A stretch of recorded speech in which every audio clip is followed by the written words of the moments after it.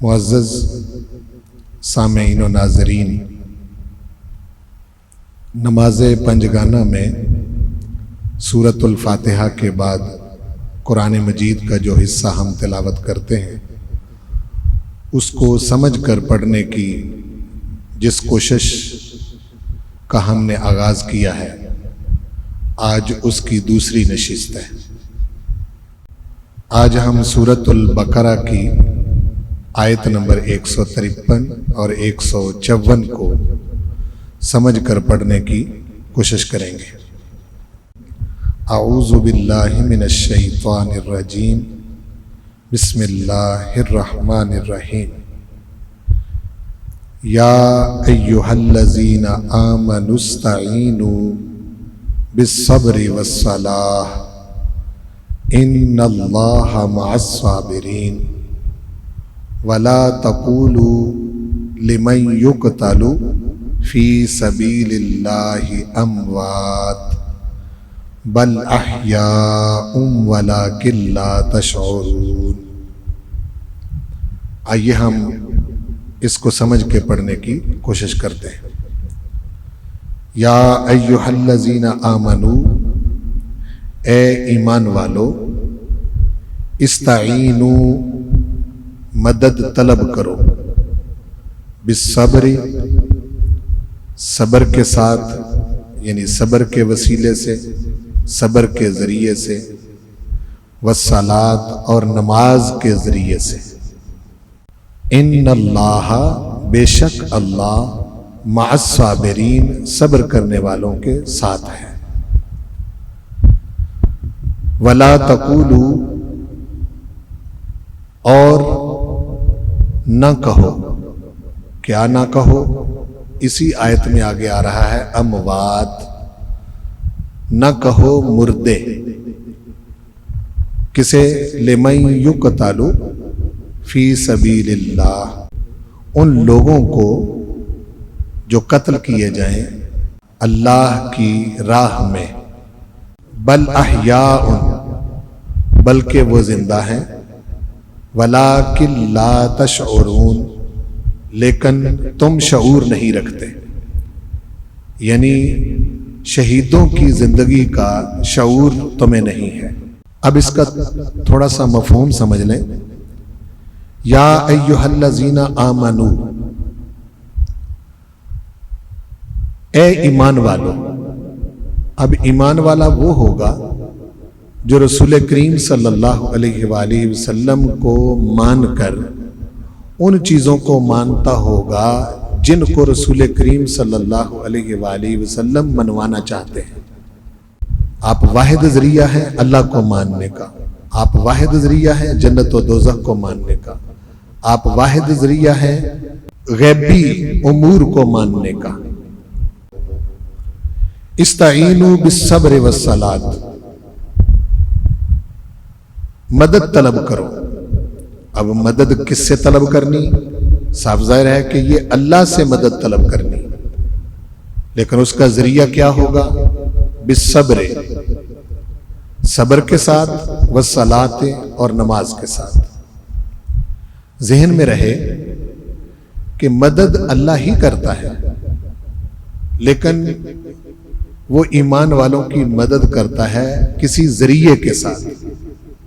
وہ ذریعہ اور وہ وسیلہ اللہ کی ضرورت نہیں، وہ ایمان والے کی ضرورت ہے۔ صبر کا معنی ہے رکنا، ڈٹ جانا، اور صبر ایک ایسی صفت ہے جس کی مومن کو ہر حال میں ضرورت پڑتی ہے۔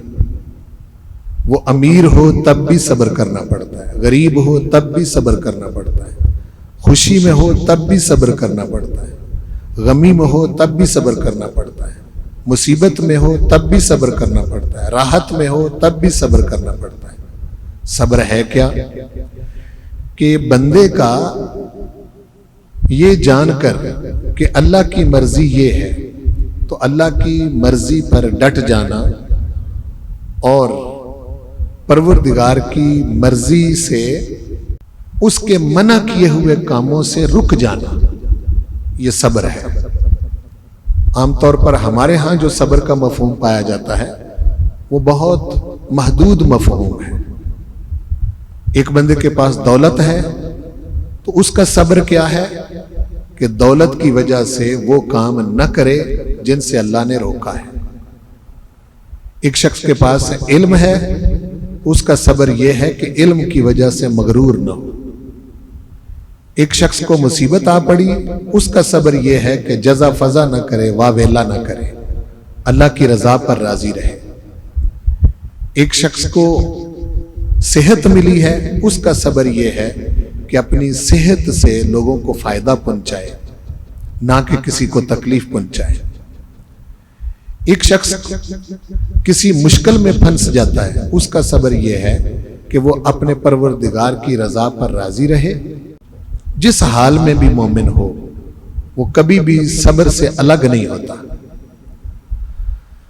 جب وہ کسی معاملے میں ڈٹ جاتا ہے اور اس میں وہ اپنے آپ کو کمزور سمجھتا ہے، اپنے پروردگار کو طاقتور سمجھتا ہے، تو پھر اس کی طرف رجوع کرتا ہے نماز کے ذریعے. اسی لیے دونوں کا اکٹھا ذکر کیا، استعینوا بالصبر والصلاۃ، صبر اور نماز کے ذریعے اللہ کی مدد طلب کرو.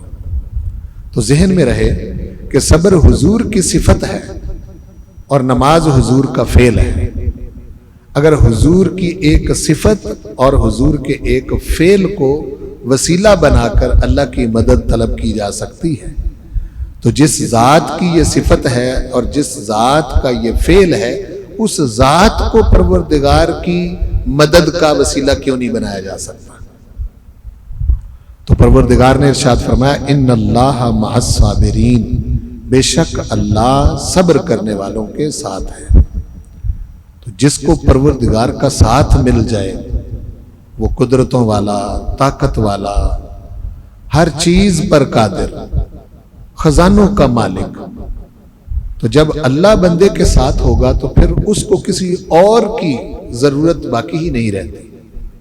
صبر کی ایک سب سے اعلیٰ صفت یعنی ڈٹ جانے کی اعلیٰ صفت جو ہے وہ دوسری آیت میں، آیت نمبر 154 میں، وَلَا تَقُولُوا لِمَنْ يُقْتَلُ فِي سَبِيلِ اللَّهِ أَمْوَاتٌ، یہ وہ لوگ ہیں جنہوں نے اللہ کے رستے میں ڈٹ کر، اللہ کی رضا پر کھڑے ہو کر، اللہ کی رضا پر قائم رہ کے اس طرح سے زندگی بسر کر دی کہ وہ ڈٹے رہے اللہ کے نام پر، حتیٰ کہ انہوں نے اپنی جان قربان کر دی.